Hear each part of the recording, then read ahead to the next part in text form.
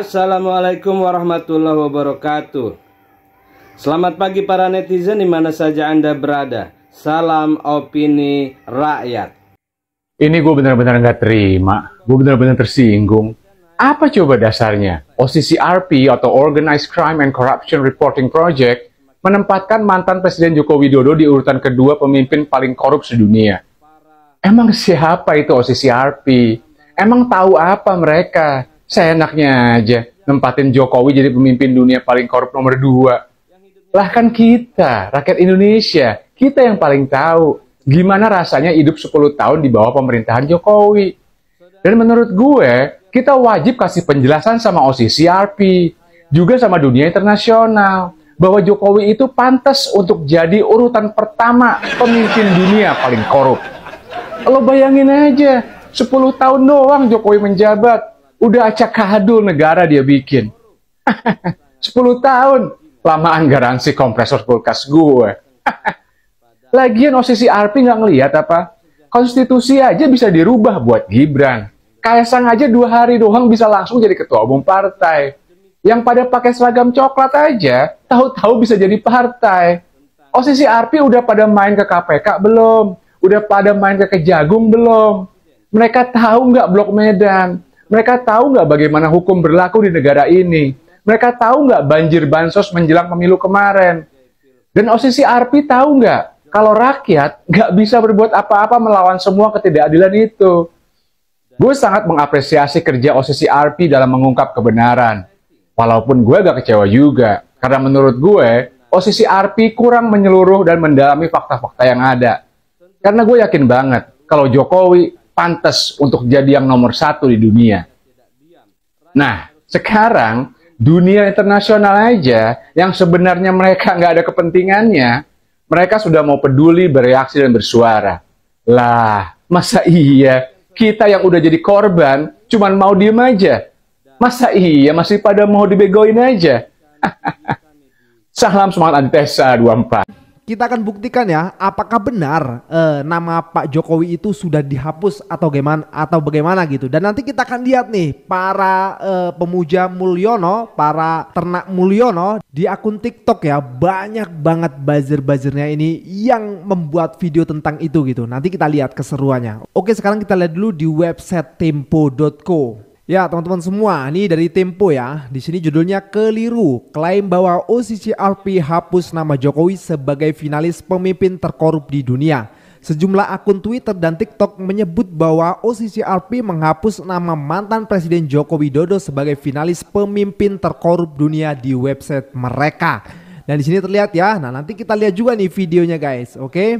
Nah, akhirnya Tempo sendiri memverifikasi ya. Hasil dari verifikasi Tempo menunjukkan bahwa OCCRP tidak menghapus nama Joko Widodo sebagai finalis Person of the Year 2024 dari website mereka. Masuknya nama Joko Widodo sebagai finalis OCCRP adalah fakta, bukan kabar bohong gitu ya. Pastinya banyak yang nggak percaya dengan website Tempo ya. Nanti bisa aja langsung ke website resmi dari OCCRP karena di sini disematkan linknya oleh Tempo ya. Nah nih lihat, dengan menggunakan kata kunci Joko Widodo atau seperti yang digunakan beberapa akun Twitter, Corrupt Person Joko Widodo, pencarian di situs www.occrp.org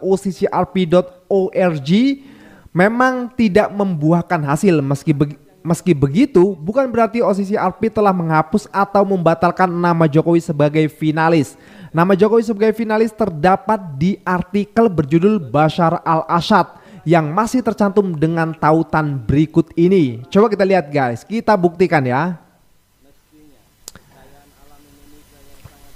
Nah, dia maksudnya ke sini guys. Ini langsung website resminya ya, OCCRP. Kalian bisa cek langsung saja. Dan di sini bisa kita lihat guys. Kita turunin ke bawah, kita geser dikit. Nah, nih. Ini tanpa editan guys, tuh asli ya. Lihat di sini. 2024 finalis for Person of the Year in Organized Crime and Corruption. Nah, kita bisa baca di sini dan kita lihat di sini guys.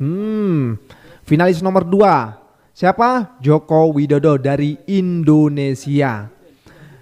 Jadi teman-teman semua, faktanya OCCRP tidak menghapus, tetap masih ada kok bisa sebegininya gitu. Bahkan dari website-website berita mainstream saja memberitakan bahwasanya OCCRP menghapus nama Bapak Joko Widodo. Nah oke teman-teman semua, sekarang kita lihat nih para ternak Mulyono menjadi buzzer di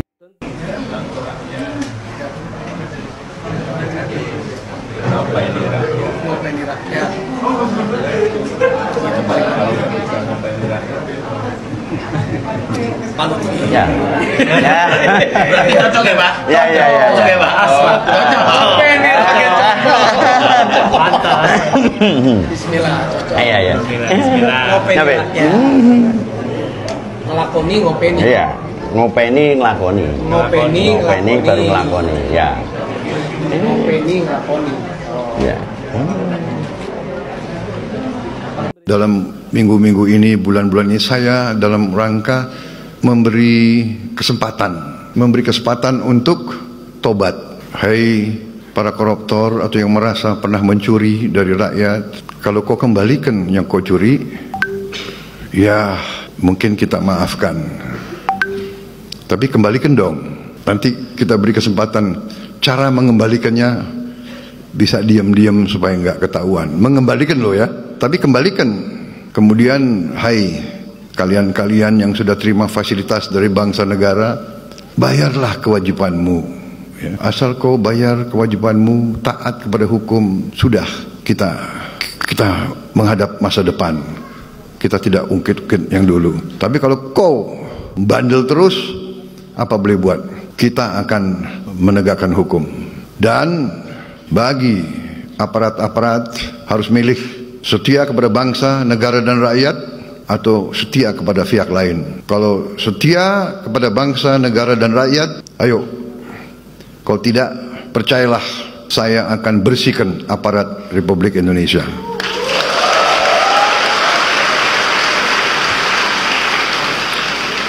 Dan saya yakin dan percaya rakyat Indonesia berada di belakang saya, saudara-saudara sekalian. Bahkan Presiden ke-7 Republik Indonesia tersebut siap apabila nantinya diperiksa penegak hukum terkait dugaan korupsi. Biasa kan, kita ini sejak menjabat kan yang namanya dibilang PKI, dibilang anaknya Gerwani, dibilang antek AC, dibilang antek aseng, dibilang ijazahnya palsu, komplit, udah nggak tahu yang kurang apa. Yang kurang tolong dikomplitin aja. Perseteruan antara Joko Widodo dan PD Perjuangan memasuki babak baru. Semua yang diangkat sebagai kabinetnya Prabowo pun, Pak, itu sorry ya, dianggapan saya ini, opini saya ya, maling, Pak. Kayak contoh Raffi Ahmad. Hal yang sepele, Raffi Ahmad, anaknya Listio sama Sinarmas itu bikin PT bareng, Pak. Sinarmas itu IKN sekarang yang pegang Sinarmas. PSN BSD, Sinarmas. Itu Raffi juga di situ. Dia ada anaknya Listio. Ya siapa yang mau berani sentuh? Ya, kalau udah presiden situ, makanya Raffi bisa naik tuh jadi utusan. Raffi itu bisanya apa sih, ngelawak doang? Ya. Ternyata dapat gelar doktor. Gelar doktor, profesornya aja katanya gadungan. Mati nggak lu? Ya, dan belum lama saya lihat komisaris utama Pertamina baru diganti. Dari mana? Yaitu oknum banditnya polisi. Ya, oknum banditnya polisi itu, Iwan Bule. Kenapa? PSSI rusak karena siapa rusaknya? Ya, udah ngerusak di PSSI, sekarang dimasukin jadi komut Pertamina. Mau jadi apa ini pemerintah? Ya, jadi sorry ya, saya tidak percaya dengan pemerintahan sekarang. Sekarang yang saya melihat begini, ya saya against. Ya, karena apa? Saya melihat bahwa Prabowo ini tidak ada niat untuk merubah. Kalau dia ada niat untuk merubah, dia gantilah menteri dengan menteri yang bagus. Bukan menteri sampah, ya. Apalagi wamennya juga siapa? Otto. Ngurusin Jessica aja nggak bisa kok. Ya ngurusin Jessica nggak bisa, dia cuma pansos. Pakai PK, 1000% PK-nya Jessica akan ditolak di situ. Hebat, polisi presisi. Munculnya pemberitaan Joko Widodo masuk dalam nominasi nomor 2 tokoh terkorup dunia tahun 2024. Ramai-ramai pendukung Jokowi mempertanyakan tentang kredibilitas OCCRP. Siapa sih OCCRP ini? Yuk kita kupas tuntas. OCCRP atau Organized Crime and Corruption Reporting Project adalah organisasi jurnalisme yang diakui di seluruh dunia. Hal itu tidak terlepas dari keberhasilannya mengungkap kasus-kasus besar korupsi dan kejahatan terorganisasi. OCCRP didirikan dua wartawan senior investigasi di Eropa, yaitu Drew Sullivan dan Paul Radu. OCCRP memiliki misi untuk mengungkap kejahatan terorganisasi yang seringkali melibatkan pejabat tinggi dan tokoh dunia. Selain itu, OCCRP dengan kantor pusat di Amsterdam, Belanda, juga dikenal sebagai salah satu organisasi jurnalisme investigasi terbesar yang memiliki jaringan di 6 benua, berdiri sejak 2007. OCCRP tidak hanya berfokus pada korupsi, tetapi juga mengungkap bagaimana hal tersebut dapat menyebabkan dampak luas, seperti krisis kemanusiaan dan ancaman terhadap demokrasi di berbagai negara. Organisasi ini telah mendapatkan banyak penghargaan bergengsi seperti Daniel Pearl Award, Global Shining Light Award, dan European Press Prize, sebagai pengakuan atas dedikasi mereka dalam mengungkap korupsi dan kejahatan besar yang sering kali tersembunyi. Dan yang menjadi pertanyaan besar, apakah OCCRP ini sebagai organisasi jurnalisme yang dianggap kredibel dan terpercaya di seluruh dunia rela menurunkan kredibilitas mereka demi seorang Joko Widodo? Bagaimana tanggapan Anda? Jokowi tidak bisa diampuni dosanya. Iya. Aku termasuk orang yang ditipunya, gitu loh. Iya. Aku harus bersaksi. Moga-moga Jokowi dengar ini omongan ini. Senjata dia kan cengengesan. Sudah tapi belum. Bayangkan tuh, sudah tapi belum. Pak ngomong Jokowi telah mengkhianati rakyat dalam kasus ini. Soal Srajul itu. Loh, jelas dong. Itu yang saya bilang tadi buat Prabowo 2. Dia hormati rakyat atau dia hinakan rakyat? Kalau dia hormati rakyat, berjalanlah dia di jalan Shirathul Mustaqim. Berjalanlah dia amar ma'ruf nahi mungkar. Gitu loh. Kalau memang dia menghormati rakyat. Tidak menipu rakyat. Tidak mengapakan rakyat. Gitu loh. Jadi jangan dibikin show mereka makan di depan rakyat banyak. Ya kan bikin di warung. Atau kemudian apa. Udah muak rakyat lihat dia apa gitu. Adegan-adegan gitu, teater-teater yang begitu. Begitu Prabowo datang dengan karakternya sendiri, nggak ada meniru-meniru atau dibawa bayang-bayang Jokowi, dahsyat Prabowo. Iya. Dahsyat. Optimis Bang ya? Yakin saya. Iya. Gitu loh. Ini yang diwariskan oleh Jokowi ini tragis ini. Iya. Nggak mudah ini buat merehabilitasi itu. Betul Bang. Iya. Enggak. Tidak dikenal di negara manapun memaafkan koruptor itu. Coba tunjuk satu negara manapun yang mau memaafkan koruptor. Jadi itu saya mengatakan itu immoral itu. Immoral. Iya seperti itu karena mau membenarkan yang salah. Yang salah. Ya seperti itu. Yang kedua, pemaafan itu kan berarti ya itu tadi seperti ya syukur ya kalau begitu ya karpet merah. Coba bayangkan ya. Semua yang teman-teman di polisi, di kejaksaan dan di KPK tahu. Yang kita bisa sidik bahkan sampai yang kita limpahkan ke pengadilan itu mungkin kurang dari 10% semua korupsi di Indonesia. Kita tahu persis itu karena koruptor itu bayangkan misalnya sudah kita dapat sidik terus ada ide untuk kita memaafkan. Jadi itu sama saja dengan menganjurkan orang, lo korupsi saja. Nanti kan kalau kamu kedapatan, lo balikin duitnya dan kamu nggak diapa-apain. Ancaman terbesar bagi negeri kita ini bukan negara lain, ya bukan virus, bukan pandemi, ya, tapi bukan bom nuklir, tapi penjilat. Ya, karena penjilat itu menjerumuskan pimpinan-pimpinan kita, ya, ke arah yang salah. Ya. Sementara kalau misalnya kita jujur dan bicara apa adanya, ya, dan kita memberantas ya budaya menjilat ini, tantangan dan ancaman apapun bisa kita hadapi. Ya, apakah itu pandemi, apakah itu bom nuklir, kita bisa hadapi. Ya, karena kita selalu akan berakar pada kebenaran dan realita, bukan kepada asal bawa sendiri.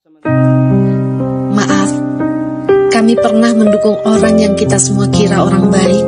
Ternyata di ujung kekuasaan justru berbuat kerusakan. Merusak konstitusi, merusak hukum, merusak aparat hukum menjadi tukang jaga lawan politik, merusak aparat hukum menjadi juru takluk sekutu yang tengah dibelit masalah hukum, menjadikan aparat hukum sebagai tukang pukul pelindung kejahatan.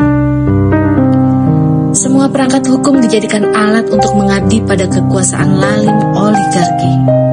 Hukum tak lagi jadi alat keadilan. Maaf, kami pernah mendukung pemimpin yang kita semua berharap akan menegakkan HAM dan demokrasi dan membela wong cilik. Namun nyatanya, bersekutu dengan pelanggar HAM dan membuat kebijakan yang merugikan wong cilik. Maaf, kami pernah gegap gempita membela orang yang kita anggap mampu menghancurkan mafia migas, mafia tanah, mafia hukum, mafia pupuk, mafia gula, mafia impor. Namun nyatanya, semua mafia dikumpulkan jadi satu menjadi sekutu untuk menopang kekuasaan yang jahat. Maaf, 1 dekade ini negara rusak karena ulah orang jahat. Demi Ibu Bumi dan Bapak Angkasa, kami memohon ampun atas kesalahan kami yang telah memberikan dukungan membabi buta. Kami berserah diri pada semesta, sumangga Gusti Pangeran. Hendak kau jadikan apa Indonesia tercinta ini? Terimalah niat tulus kami kembali menjadi bagian kebajikan negeri ini. Duhai semesta, terimalah sembah sujud kami. Segala daya akan kami kerahkan untuk menjadikan negeri ini lebih baik, mengoreksi kesalahan di masa lalu, dan merencanakan masa depan bumi pertiwi sesuai kehendak. Sembah sujud kami hanya kepadamu Tuhan, seru sekalian alam. Ada luka yang tak terlihat, ada hati yang ingin pulih. Di antara tawa dan air mata, kita pernah salah melangkah. Mari bersama, kita saling menggenggam niat tulus, memohon maaf kepada Ibu Pertiwi dan seluruh rakyat Indonesia. Demikian saudara, apa pendapat Anda silahkan ditulis di kolom komentar. Terima kasih telah menyaksikan video ini sampai selesai. Salam hormat. Wassalamualaikum warahmatullahi wabarakatuh.